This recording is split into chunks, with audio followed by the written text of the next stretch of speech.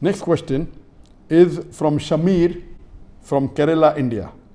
Sir, one atheist has asked that, can God create a heavy rock that he himself cannot lift? This is a common question that was asked to me also in my school days and my college days, that can God create a rock which he cannot lift? To reply to this question, I normally ask that atheist, that, do you know how to drive? And he says, yes, I know how to drive a car. Can you take a left turn? Whenever I tell you, whenever you tell me I can take a left turn. You know how to drive a car? Yes. Can you take a right turn? Whenever I tell you, yes. Whenever you tell me I can take a right turn. The person is expert in driving a car, or if he's expert in riding a motorcycle, okay, tell him. Can you take a left turn whenever I tell you? When you come at a crossroad, yes, I can take a left turn whenever you tell me, whenever I come at a crossroad. If you come at a crossroad, if I tell you right turn, will you take a right turn? He said, yes, I can take a right turn. I said, okay, now, good. Now when you come at a crossroad, take a left-right turn.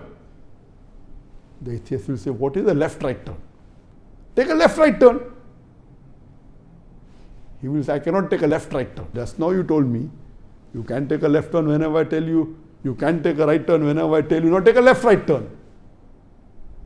Then he understands what I'm telling him is illogical. Yes, he can take a left turn whenever he wants. He can take a right turn whenever he wants. But left and right are two opposing things. You cannot do at the same time. So if you ask, can God create anything? He said, yes, God can create anything. Can he lift anything and everything? Yes, he can lift anything and everything. Can he create a rock which he cannot lift?